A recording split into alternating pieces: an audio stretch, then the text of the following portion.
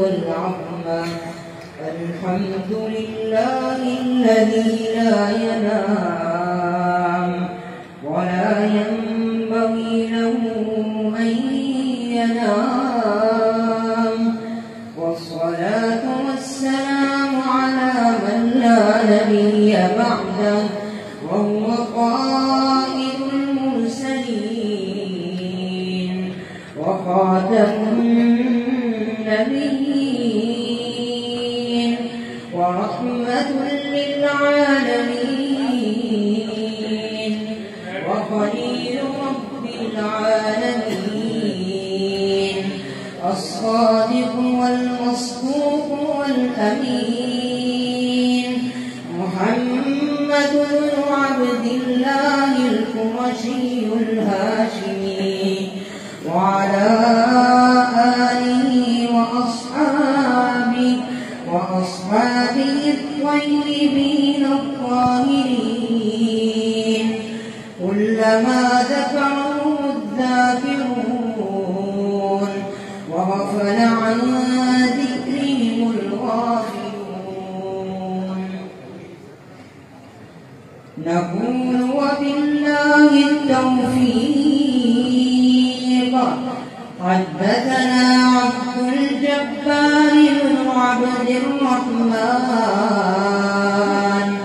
قال حدثنا الإمام الحمام المحدث أبو عبد الله محمد أعظم بن فضل الدين الجودلوي قال حدثنا حافظ الوحيين عبد المنان بن شرف الدين الوزيربادي قال حدثنا شيخ الكلة السيد المحدث نزير حسين الدهلوي قال حدثنا الشام محمد إسحاق بن محمد أفضل العمري الدهلوي قال حدثنا الشام عبد العزيز بن أحمد الدهلوي قال عن أبي أحمد المعروف بشاه ولي الله العمري الدهلوي قال حدثنا محمد بن إبراهيم الفردي المدني قال أخبرنا إبراهيم بن الحسن الفردي عن أحمد بن محمد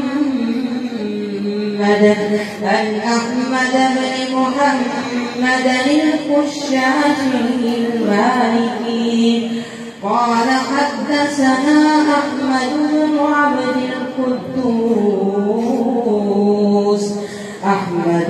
عبد القدوس الشناوي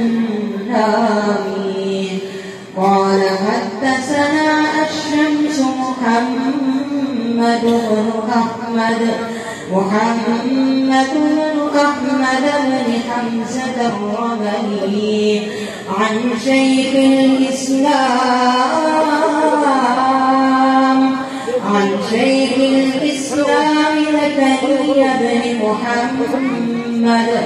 زكريا بن محمد الأنصاري قال حدثنا أبو الفضل أحمد بن علي بن حجر العسقلاني قال حدثنا زين الدين إبراهيم بن أحمد التنجوخي عن العباس أحمد بن أبي طالب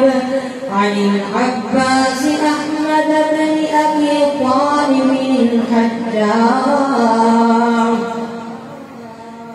قال حدثنا حسين بن المبارك الزبيدي الحنبلي قال حدثنا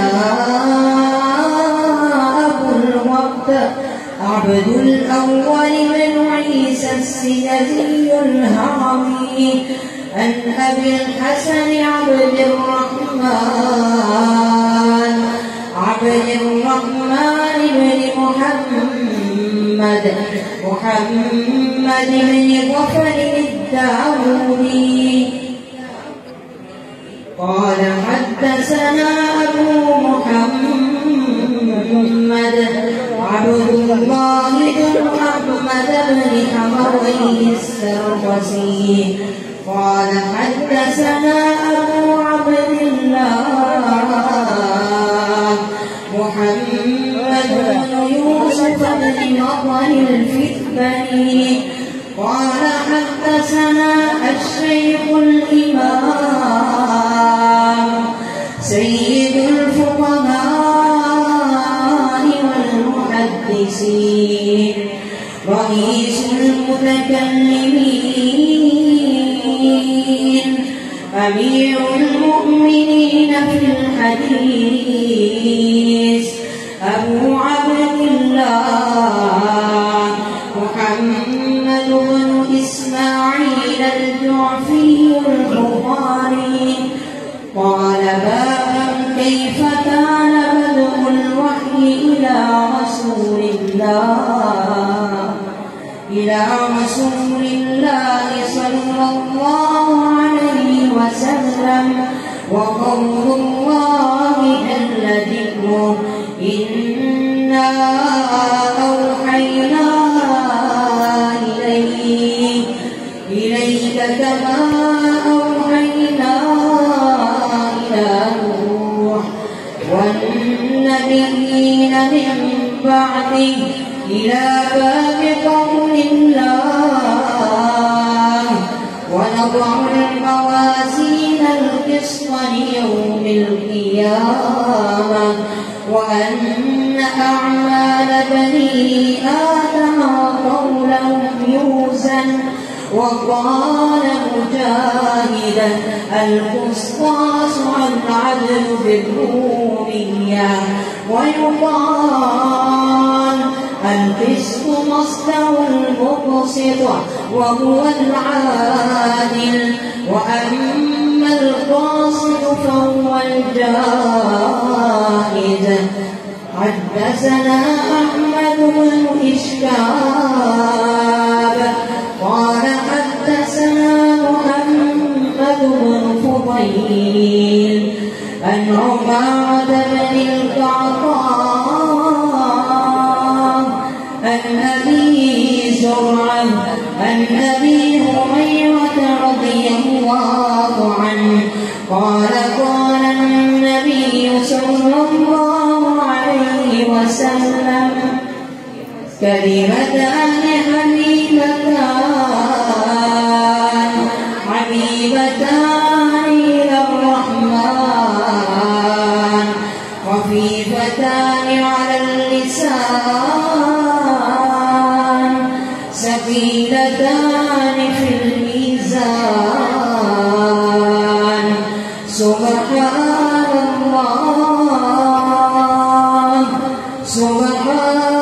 الله وبحمده سبحان الله العظيم.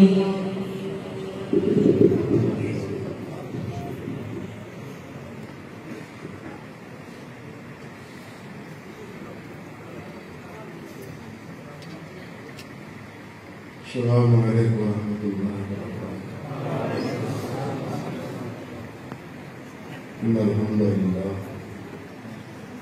إن الحمد لله رب العالمين والصلاة والسلام على سيد الأنبياء والمرسلين وعلى آله وصحبه ومن تبعهم بإحسان إلى يوم الدين وأشهد أن لا إله إلا الله وحده لا شريك له وأشهد أن محمدا عبده ورسوله أما بعد أعوذ بالله بالله السميع العليم من الشيطان الرجيم من همزه ونفخه ونفثه بسم الله الرحمن الرحيم يا أيها الذين آمنوا اتقوا الله حق تقاته ولا تموتن إلا وأنتم مسلمون يا أيها الناس اتقوا ربكم الذي خلقكم من نفس واحدة وخلق منها زوجها وبث منهما رجالا كثيرا ونساء واتقوا الله الذي تساءلون به والأرحام إن الله كان عليكم رقيبا يا أيها الذين آمنوا اتقوا الله وقولوا قولا سديدا يصلح لكم أعمالكم ويغفر لكم ذنوبكم ومن يطع الله ورسوله فقد فاز فوزا عظيما.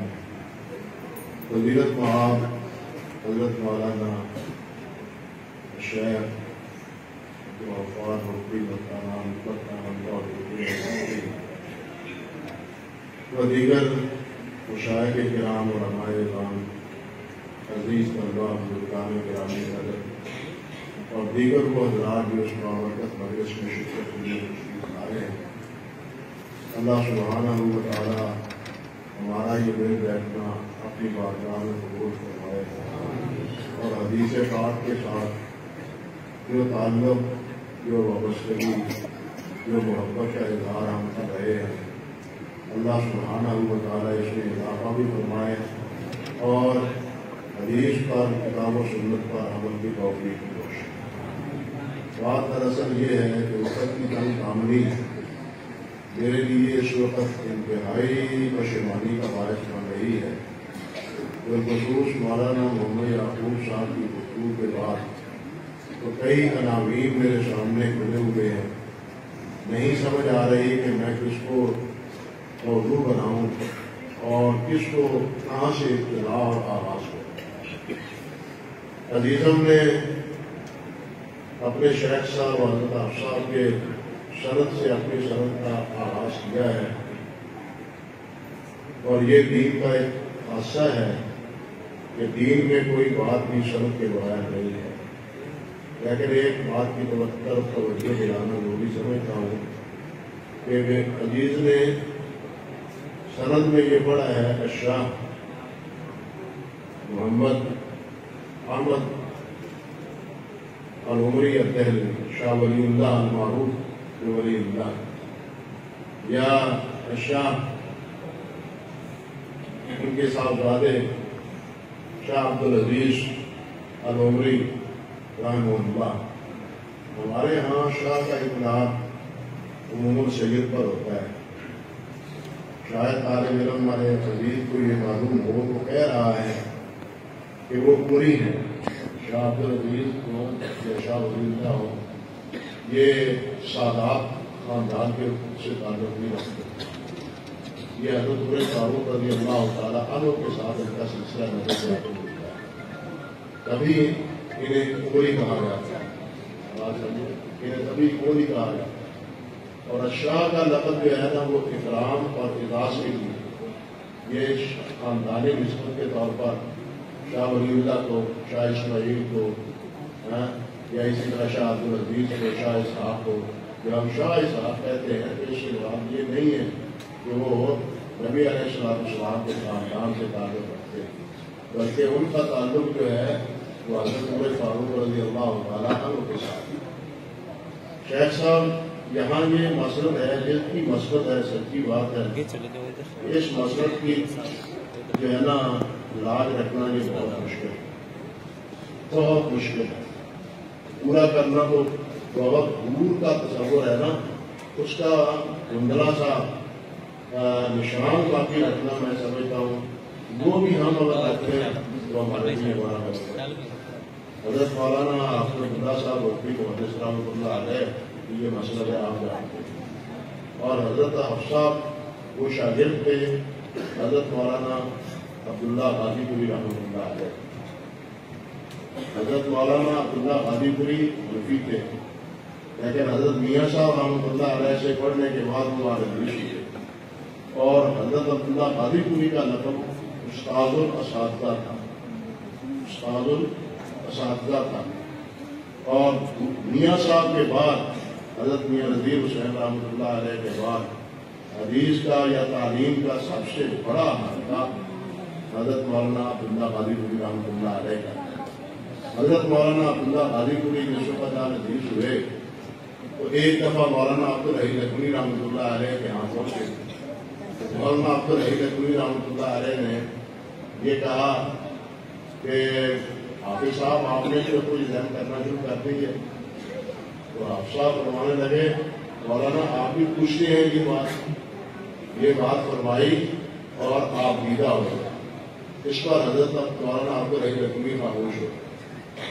سمجھ گئے بات کچھ کہ ان کے شاگرد اور ایک دور تھا کہ آل حدیث امرتسر میں یہ بات لکھی تھی.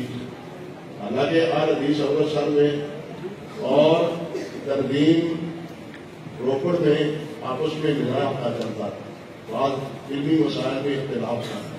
لیکن اس میں یہ خبر آئی تھی کہ اگر حضرت مولانا عبداللہ غازی پوری رحمۃ اللہ علیہ کی کوئی نیابت کر رہا ہے تو کون کر رہا ہے؟ وہ حافظ عبداللہ محدث روپڑی رحمۃ اللہ علیہ. یہ ان کی مسند ہے, یہ ان کی مسند ہے حضرت حافظ صاحب رحمۃ اللہ علیہ. بس دعا کرنی چاہیے کہ ان کی یہ مسند اسی طرح قائم رہتا ہے. اللہ سبحانہ و تعالیٰ ان کے اخلاص, ان کی للہیت, ان کے علم و فضل کی یہ جو بہار لگائی ہوئی ہے, اللہ سبحانہ و تعالیٰ اسے آور فرمائے اور یہاں سے اسی طرح فیض جاری رہے جس طرح کے حفظ سابق یہاں فیض جاری رہا ہے اور وہ فیض جاری کر کے گئے ہیں اللہ کے فضل و کرم سے, تاکہ یہ ہمیشہ کے لیے ان کے لیے صدقہ جاریہ بنا رہے. میں ایک دفعہ بیٹھا تھا حضرت مولانا عطاءاللہ صاحب حلیم کو جانوی رحمۃ اللہ علیہ کی خدمت میں, تو وہاں مولانا عبدالنبی اوقف تھے, ہم بریلی مسلک کے تھے. مولانا عبدالنبی اوقف وہ ان کے مولانا کے پاس حاضر ہوئے اور انہوں نے پوچھا کہ مولانا سرکاری دفاتر میں فتاوے کے پر بات جب آتی ہے تو ہم سوچتے ہیں کہ آل حدیث علماء کا نقطہ نظر میں ہے وہ کیا دیکھیں, کس کتاب میں دیکھیں. تو آپ ہمیں رہنمائی فرمائیں کہ آل حدیث نقطہ نظر کو سمجھنے کے لیے ہم کس فتاوے کی مراجعت کیا ہے. تو مولانا عطاءاللہ صاحب رحمۃ اللہ علیہ نے فرمایا کہ حضرت محدث روپڑی رحمۃ اللہ علیہ کے فتاوے کی طرف مراجعت کیا. یعنی سب ہمارے علماء اس حقیقت کو مانتے تھے, بلکہ مولانا عطاءاللہ صاحب تو فرمایا کرتے تھے کہ حدیث پڑھانے کا ہمارے پنجاب میں 2 آدمیوں کو حق ہے, ایک حافظ صاحب کو, ایک حضرت حافظ محمد گولوی رحمۃ اللہ علیہ. باقی حضرات کو حدیث پڑھانے کا جو ہے نا حق نہیں ہے. مولانا عطاءاللہ صاحب رحمۃ اللہ علیہ کے آشرواد میں تھے, لیکن اب وہ تو چلے گئے. ہم جیسے باقی جو ہے نا ان کے ہاتھ میں یہ مسئلہ آ گیا اور ہمیں جو کچھ کہا جاتا ہے, میں کئی دفعہ کہتا ہوں کہ قیامت کے دن آپ لوگ ہمارے کان کو پڑھوائیں گے. تو حضرت صاحب حدیث میں آتا ہے نا کہ میت کو عذاب امر ہوتا ہے. کیوں ہوتا ہے؟ کہ اس کے رونے والے پیچھے روتے ہیں ایسی خوبیاں بیان کر کر کے جو ان خوبیوں سے متصف نہیں ہوتا. اللہ معاف فرمائے. اگر ہم سے پوچھا تو تم کیا پتہ حدیث تھے, تم فلاں تھے, تم فلاں تھے, کیا جواب ہوگا ہمارے پاس؟ اللہ تعالیٰ معاف فرمائے. ہم تو شیخ الحدیث کیا, ہم تو شیخ الحدیث جو ہمارے گزرے ہیں ان کے جوڑے سیدھے کرنے کے بھی لائق نہیں ہیں. ان کے اس قابل بھی نہیں اپنے آپ کو سمجھتے کہ ہم ان کے جوڑے سیدھے کرتے ہیں. اللہ اکبر کبیرہ. تو یہ افراد تفریق جو ہمارے بھی حدیث میں پیدا ہو گیا ہے, دیکھا دکھائی اشتہار بازی میں, اس سے ہمیں اجتناب کرنا چاہیے. یہ حدیث کا اسٹیج ہے. اہل بدعت سے ہم نے یہ سارے الفاظ جو ہے نا وہ سیکھ لیے. آپ کو علم ہونا چاہیے تنظیم روپڑ کا ہو یا حدیث امرتسر کا ہو, ان دونوں میں مولوی عبداللہ لکھا جاتا تھا, مولوی صلاح اللہ لکھا جاتا تھا, مولانا بھی نہیں لکھا جاتا تھا. سمجھے بات یا نہیں؟ لیکن اب کون ہے مولانا, کون ہے شیخ الحدیث, کون ہے آپ سب اللہ سمجھتے ہیں. ہمارے جیسے یتیم کے علم جو ہے ان کو پتہ نہیں کیا کن کن رکعات سے نوازا جاتا ہے بھائی ان عادات سے, اور پھر خود عالم عمل اور یہ فلاں اور فلاں انا للہ و انا الیہ راجعون. وہ الفاظ سن کے یقین جانیے ندامت ہوتی ہے, شرمندگی ہوتی ہے اور افسوس ہوتا ہے کہ یہ ہمارے چہرے بولے کو دیکھ کے ہم کو بھی کوئی سمجھتے ہیں، لیکن ہمیں پتا ہے ہم من آمن کے بن جانا، جو جانتے ہیں ہمیں پتا ہے. اس لیے ان القاب سے ہمیں اجتناب کرنا چاہیے. اور ہماری بھی یہ کمزوری ہے کہ اشتہار میں دیکھتے ہیں اوپر نام لکھا ہوا ہے، نیچے نام لکھا ہوا ہے، اور اس کے ساتھ ساتھ لاحقے کیا ہے. یہ نفس کا چوری جو ہے نا، اس سے ہمیں بچنا چاہیے، شہرت سے بچنا چاہیے. میرے طالب علم بھائیوں، شہرت سے بچو. محدثین کی جو خدمات ہیں، جو ان کی عادات ہیں، ان کی ایک عادت یہ ہے کہ وہ شہرت سے بھاگتے تھے. جہاں ان کو شہرت ملتی تھی وہ شہر چھوڑ جاتے تھے. یہ محدثین رحمہ اللہ کا طریقہ تھا. جب کسی کشف و کرامت کا طریقہ ان سے سرزائی ہو جاتی تھی، وہ علاقہ چھوڑ دیتے تھے، کسی دوسرے شہر میں جا کے علم حاصل کرنا شروع کر دیتے تھے. تو بہرحال عرض کرنے کا مقصد یہ تھا کہ ہم جیسے کوتا علموں کو جو لوگوں نے یہ سمجھ رکھا ہے، یہ بہت ہمارے ساتھ سچی بات ہے، زیادتی ہے. اللہ سبحانہ و تعالیٰ بس ہمیں علم کے ساتھ جوڑے رکھے، علم کے ساتھ تعلق ہمارا قائم رکھے، اور جتنی اللہ توفیق عطا فرمائے اس علم کی خدمت کی توفیق عطا فرماتا ہے. بس یہ کوشش کرنی چاہیے. باقی جو ہے نا اشتہار بازی اور یہ نام وغیرہ، یہ ہماری نفسانی کمزوری بن گئی ہے، نفسیاتی بھی اور نفسانی بھی. اس کمزوری سے ہمیں بچنے کی کوشش کرنی چاہیے. نام ہمارا تو اگر میڈیا پر نہ آئے لیکن اللہ کے ہاں لکھا جائے تو پھر میڈیا پر ضرورت ہے.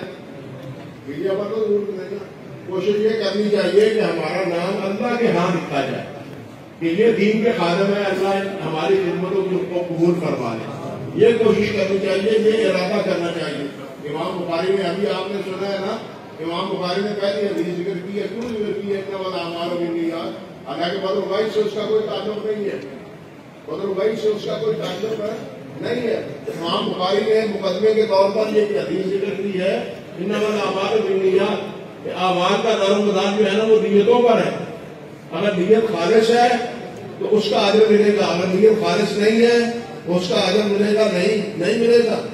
طالب علموں ہمیں بھی نیت اپنی صاف کرنی چاہیے. یعنی علم حاصل کرنے سے پہلے، بخاری پڑھنے سے پہلے ہمیں اپنی نیت صاف کرنی چاہیے کہ ہماری نیت کیا ہونی چاہیے. کیا نیت یہ ہماری ہے کہ ہمیں کسی مدرسے کا استاد بن جائے یا کسی مسجد کا خطیب بن جائے؟ یہ نیت اگر ہے، روزینہ لگ جائے گا، ماہانہ تنخواہ ملتے جائے گی، گزارا دنیا کا ہوتا جائے گا.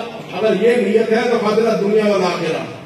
نیت یہ کریں کہ اللہ ہمیں اس حدیث کی کتاب پر، قرآن مجید پر، اس پر عمل کرنے کی توفیق عطا فرمائے، اس کے مطابق اپنی زندگی بنانے کی ہمیں توفیق عطا فرمائے. باقی لوازمات اللہ تعالیٰ خود بخود پورے کر دیتے ہیں. باقی لوازمات اللہ تعالیٰ خود بخود پورے فرما دیتے ہیں. نیت ہمیں یہ کرنی چاہیے، نیت ہمیں یہ نہیں کرنی چاہیے کہ اس سے ہمارے روزینے لگ جائیں گے اور ہمارا دنیا کا کام کر دے گا. یہ تو بڑا خسارے کا سودا ہے. قرآن نبیکم بالاخسرین اعمالا الذین ضل سعیہم فی الحیاۃ الدنیا وہم یحسبون انہم یحسنون صنعا. یہ تو پھر ہماری نیت جو ہے دنیا سے آگے تو بڑھی نہیں. اب دین کے نام پہ اگر دنیا طلب کی جائے تو اس سے خسارے کا سودا اور کیا بڑا ہوگا. اور دنیا کے نام پہ دنیا طلب کرنا یہ تو دنیا داروں کا کام ہے. اور اس سے بڑا خسارہ کیا ہے کہ دین کے نام پر دنیا طلب کی جائے، دین کے نام پر آخرت طلب کی جائے، دین کے نام پر آخرت طلب کی جائے، دین کے نام پر آخرت کو سنوارا جائے. دین کی بنیاد پر دنیا نہیں، دین کی بنیاد پر آخرت کو سنوارا جائے. اللہ کو راضی کرنے کی کوشش کی جائے. اللہ ہماری نیتوں کو صاف اور درست رکھے. اعمال پہلی حدیث لا کے امام بخاری رحمۃ اللہ کے اعمال کی ابتدا نیت سے ہوتی ہے. جو بھی کام کریں ہم، حتیٰ کہ وضو کریں، حتیٰ کہ ہم نکاح کریں، حتیٰ کہ روٹی کھائیں، حتیٰ کہ روٹی بھی کھائیں، نکاح بھی کریں، اس میں بھی اگر نیت ہے کہ میں حرام سے بچوں، اس سے بھی اگر نیت ہے کہ میں تندرست اور توانا رہوں اور جہاد کروں اور اللہ کی بندگی کروں، تو یہ روٹی کھانا بھی عبادت بن جاتا ہے، یہ بھی نیکی بن جاتی ہے، یہ بھی اللہ کے ہاتھ و ثواب کا باعث بنتا ہے. اور یہ تو آپ نے واجہ میں پڑھا ہی ہے کہ نکاح رسول ایمان نبی علیہ السلام نے فرمایا ہے. اس لیے کہ انسان حرام سے بچ جاتا ہے، حرام کردار سے بچ جاتا ہے، حرام نظر سے بچ جاتا ہے، اس کا اخلاق اور کردار وہ سمجھ جاتا ہے نکاح کے نتیجے میں. نبی علیہ السلام کی تفصیلی روایات اس حوالے سے ثابت ہے. تو کہنے کا مقصد یہ ہے کہ ہر عمل اس میں یہ نہیں کہ عبادات ہی، نماز ہی ہے، روزہ ہی ہے، حج ہے، زکات ہے، نہیں، ہر عمل دنیا کا عمل ہو یا آخرت کا عمل، لیکن دنیا کا عمل ہی لوگ سمجھتے ہیں نا. جب وہ نیکی بن سکتا ہے، جب وہ نیکی کھانا کھایا ہوا وہ نیکی بن سکتا ہے، یہ پانی پیا ہوا یہ نیکی بن سکتا ہے اپنے نیت کی وجہ سے، تو پھر جناب آپ مجھے بتلائیں عبادات کا کیا درجہ اور کیا مقام اور کیا حیثیت ہوگا، کیا درجہ ہوگا. اس لیے ہر عمل کے لیے ابتدا کس چیز کی ہے؟ نیت سے ہے. اور آخری بات جو ہے نا وہ امام بخاری نے جس طرح پڑھا ہے وہ نظر نوازی اور کس طرح یوم قیامت، قیامت کا دن وزن اعمال کا ہے. انسان عمل کرتا ہے اور اس عمل کی ابتدا کیا ہے؟ نیت ہے.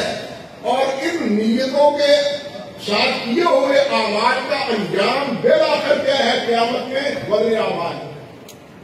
آخر میں کیا ہے؟ وزن اعمال ہے. وزن اعمال کے بعد انسان یا جہنم رسید ہوگا یا جنت چلا جائے گا، یا جہنم رسید ہوگا یا جنت جائے گا. اما من خفت موازینہ فہو فی عیشۃ راضیہ واما من ثقلت موازینہ فہو فی عیشۃ راضیہ واما من خفت موازینہ فہو فی ہاویہ. جس کے اعمال نیکی کے بڑھ جائیں گے اللہ سبحانہ و تعالیٰ اسے جنت بھیج دیں گے. اللہ ہمیں ان خوش نصیبوں میں فرمائے. بلکہ میں عرض کروں مولا کریم ہمیں تو ان میں سے لکھ دے اپنی مہربانی سے جن کو بغیر حساب کتاب کے تمہیں جنت میں بھیجنا ہے. نبی علیہ السلام نے فرمایا نا میری امت کے 70,000 کیا ہے وہ بغیر حساب کے جنت جائیں گے. قیامت میں بھی سب سے پہلے حساب ہے، قیامت میں سب سے پہلے حساب کتاب ہے، اس کے بعد وزن اعمال ہے، اس کے بعد فیصلے ہیں. حساب کتاب پوچھا جائے گا سب سے پہلے یہ مسئلہ ہے. حتیٰ کہ پہلے حیوانات کا حساب ہے، انسانوں سے پہلے بھی حیوانات کا. کیونکہ وہ یوم الدین ہے، وہ یوم انصاف ہے. وہ انسانوں کو اور جنوں کو انصاف نہیں بلکہ حیوانوں کو بھی انصاف ملے گا. نبی علیہ السلام کے حدیث آپ نے پڑھی ہوگی کہ اگر ایک سینگوں والی بکری نے ایسی بکری کو مارا جس کے سینگ نہیں ہے تو قیامت کے دن اللہ جلال اس بکری کو سینگ دے گا جس کو سینگ نہیں تھے. وہ اس کو کہا جائے گا جس نے اس کے دنیا میں تمہیں مارا ہے تو بھی اس کا بدلہ لے لو، یہ بدلہ لے لو. نبی علیہ السلام نے اسی لیے انسان کو فرمایا ہے کہ لوگوں اپنے حساب کتاب معاملات یہی درست کر لو. قیامت کے دن نہ اموال ہوں گے، نہ کچھ پوچھنے والا، نہ کوئی ٹکرانے والا ہوگا. یہی پوچھ لو. اور وہ حدیث معروف ہے جس میں آپ نے پوچھا کہ میری امت کے مسکین کون ہے؟ مسکین کون ہے میری امت کے؟ صحابہ کرام نے عرض کیا کہ ہم تو سمجھتے ہیں مسکین وہ ہے جن کے پاس روپائی پیسہ نہیں ہے اور ان کو کوئی پوچھتا نہیں. آپ نے فرمایا نہیں، میری امت کے مسکین یہ نہیں ہے. میری امت کے مسکین وہ ہیں جو نمازیں لے کے آئیں گے، روزے لے کے آئیں گے، صدقات لے کے آئیں گے، صدقات لے کے آئیں گے، پورے حج لے کے آئیں گے، لیکن قیامت کے دن آئیں گے کسی کو گالی دی، کسی پر اتہام لگایا، کسی کو پر ظلم کیا. یہ کتنے مظلوم ہوں گے قیامت کے دن اللہ سبحانہ و تعالیٰ کے دربار پہنچ کے اس ظالم سے حساب اپنا مانگے گے کہ اللہ اس سے میرا ہمارا بدلہ لے کے دو. تو کیا ہوگا؟ اس کو راضی کرنے کے لیے اللہ سبحانہ و تعالیٰ اس کی نیکیاں اس ظالموں کو مظلوم کو دے دے گا. اور جب نیکیاں ختم ہو جائیں گی تو ان کے گناہ وہ ظالموں پر لاد کے ان کو جہنم رسید کر دیا جائے گا جو نیکیوں کے پہاڑ لے کے آئے. فرمایا میری امت کے مظلوم، میری امت کے جو ہے نا مسکین یہ لوگ ہیں. تو اللہ جلال اس مسکرت سے بچائے. دنیا کی مسکرت وہ 50 60 70 سال ہے نا، زیادہ سے زیادہ. ہاں بھائی اللہ سب کو آسودہ حال بنائے، اللہ کسی کو محتاج نہ بنائے. دنیا میں بھی ہماری دعا تو یہی ہے ربنا آتنا فی الدنیا حسنہ وفی الآخرۃ حسنہ. دنیا اور آخرت دونوں اللہ ہماری بہتر فرما دے. لیکن بات مسئلہ یہ ہے کہ دنیا تو انسان کی بیت بھی جاتی ہے، آخرت نہیں بیتے گی، وہ ختم نہیں ہوگی. ہمیں دنیا کی نہیں زیادہ فکر آخرت کی کرنی چاہیے. آخرت میں فکر کس بنیاد پر ہے؟ یہ ہے اعتقاد پر، عقیدے پر، توحید پر. کتاب و توحید جس طرح انما الاعمال بالنیات ابتدا ہے، اسی طرح آخری عمل انسان کے جو آخری عمل ہے اس پر انسان کا نتیجہ مرتب ہوگا. آخری عمل بن جانا آخر کلام لا الہ الا اللہ، جس کا آخری بول لا الہ الا اللہ ہو گیا، اللہ کی توحید کا اس سے ذکر ہوا، اللہ کی عظمت کا ذکر ہوا، وہ فلاح پا گیا، وہ فلاح پا گیا. یعنی ہماری زندگی کا آخری حصہ، آخری لمحہ وہ اطاعت میں، فرما برداری میں، اطاعت گزاری میں وہ اللہ تعالیٰ گزارنے کی توفیق عطا فرمائے. انما الاعمال بالخواتیم، جس کا انما الاعمال بالنیات ہے اسی طرح انما الاعمال بالخواتیم ہے. اللہ سبحانہ و تعالیٰ ہمارا خاتمہ توحید پر کرے، ہمارا خاتمہ اسلام پر کرے، اور اسی کی دعا کو انبیاء مانگتے رہے. ہم کا ولی فی الدنیا والآخرہ توفنی مسلموں والے صالحین. ہاتھ نمازے جنازہ میں آپ جو پڑھتے ہیں نا، اور صحابہ جنازہ پڑھتے تھے تو وہ بھی پڑھتے تھے صحابہ کے لیے، صحابہ کا جنازہ پڑھتے تھے تو وہ بھی کیا پڑھتے تھے؟ اللہم من احییتہ منا فاحیہ علی الاسلام ومن توفیتہ منا فتوفہ علی الایمان. یہ چیز بتلاتی ہے کہ اس کی طلب ہمیشہ لگی رہنی چاہیے. اللہ نے بھی فرمایا ولا تموتن الا وانتم مسلمون. تو بھائیو، امام بخاری نے خلاصہ یہی بتلایا ہے کہ ابتدا نیت کی، عمل کی، اعمال کی وہ درست کر لو اور اپنی توحید کو پکا کر لو، اپنی توحید کو پختہ کر لو. اور یہ بھی اشارہ فرما دیا کہ اگر تمہاری نیتیں درست ہے، شریعت پر عمل ہے، یہ ساری کتاب شریعت کی ہے، اسلام کی کتاب ہے، اس پر اگر عمل ہے تمہارا، مگر توحید تمہاری صحیح نہیں ہے، شرک اس میں ملا ہوا ہے، شرک اس میں ملا ہوا ہے، شرک کی ظلمات اس میں شامل ہیں، تو پھر یاد رکھو کہ زندگی بھر کے اعمال برباد. انہ من یشرک باللہ فقد حرم اللہ علیہ الجنہ ومأواہ النار وما للظالمین من انصار. ان ظالموں کا کوئی مددگار نہیں ہے، یعنی مشرکین کا کوئی مددگار نہیں ہے، نہ کوئی شفاعتی ہے نہ کوئی سفارشی ہے. اس لیے یہ فرما دیا، بتلا دیا امام بخاری رحمۃ اللہ علیہ نے سمجھا دیا کہ توحید کو، ورنہ توحید کا تذکرہ، اللہ پر ایمان کا تذکرہ کتاب الایمان میں ہے یا نہیں؟ تو کتاب الایمان میں ہماری ایمان ہے، ایمان سے متعلق آمنت باللہ وبالرسول وبالکتب وبالرسل وبالیوم الآخر ہے یا نہیں؟ پہلے کتاب الایمان میں ہے، لیکن اس کے باوجود بھی امام بخاری کتاب التوحید کو آخر میں لائے ہیں کہ زندگی بھر جو خدائی اگر ہو بھی جاتی ہے تم سے، تو آخرت کے آخری لمحات میں یہ توحید کا دامن جو ہے وہ تمہارا نہیں چھوٹنا چاہیے. اگر یہ چھوٹ گیا تو میری صحیح بخاری پوری پر بھی عمل کرنے کا بھی نتیجہ نہیں نکلے گا، صاف نہیں نکلے گا. یہ صاف کبھی نکلے گا یا تمہاری توحید پختہ ہوگی. اور اس توحید کے لیے امام بخاری رحمۃ اللہ علیہ نے یہ آخری حدیث ذکر کی ہے.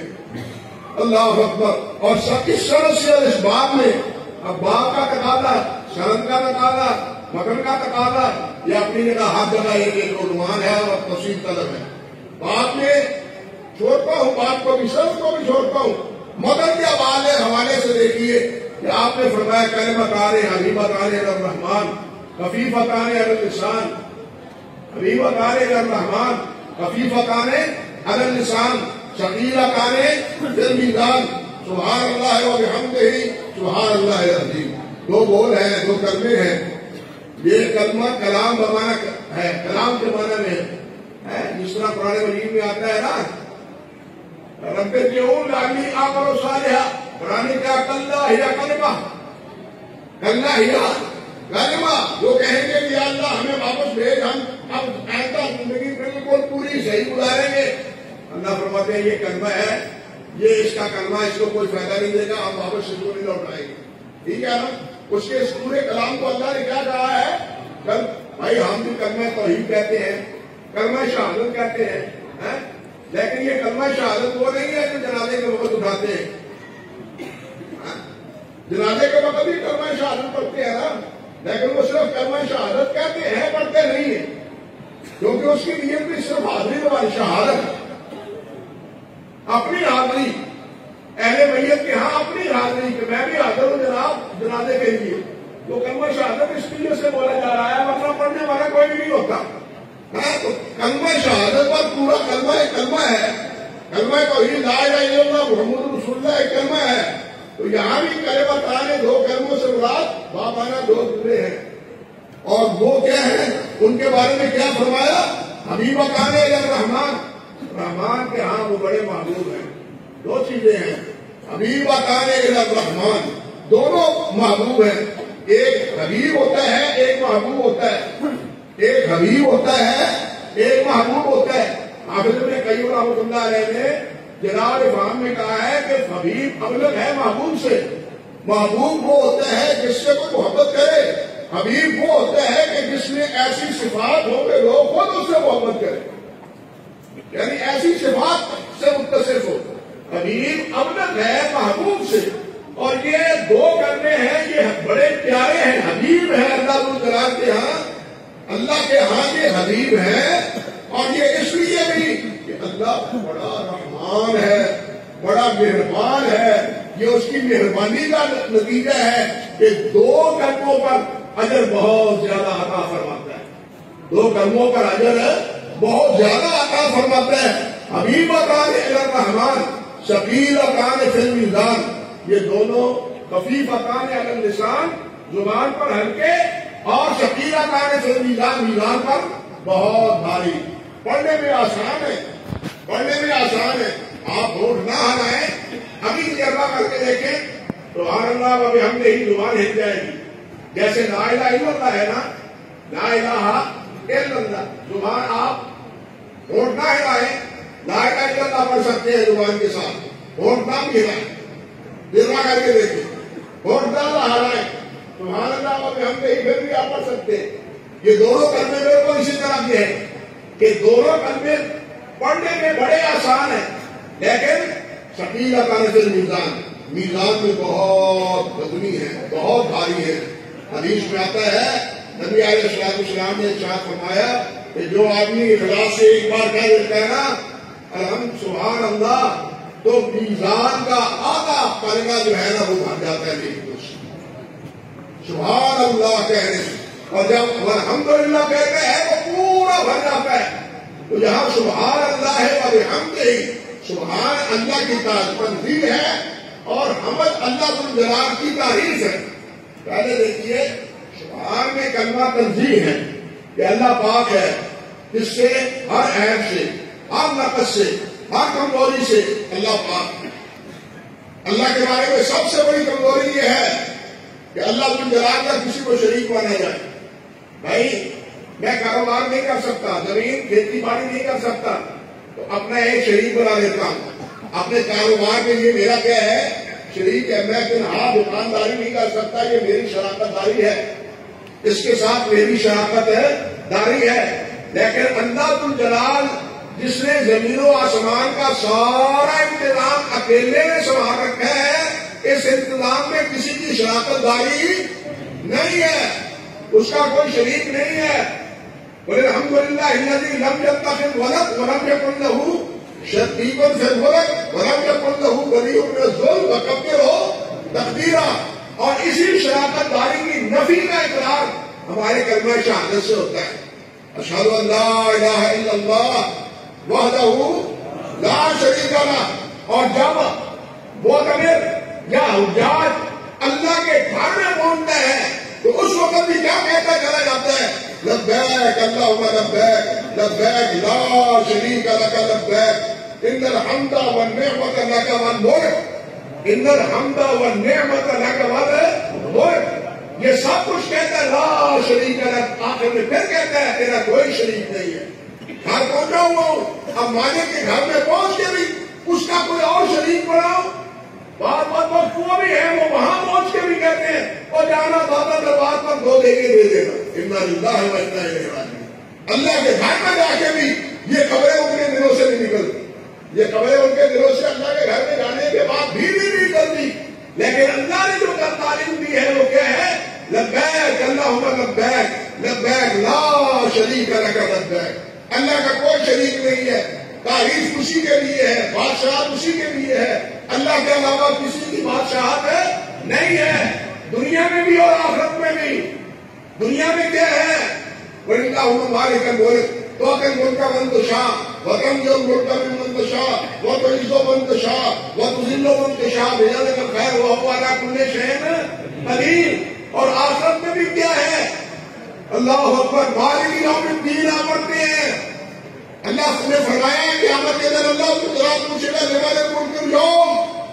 سب خاموش ہوں گے, سب خاموش ہوں گے. انبیاء کیا, بادشاہ کیا, آنا وجرا خیری کہنے والے کیا, آنا ربکم العالی کہنے والے کیا, سب خاموش ہوں گے.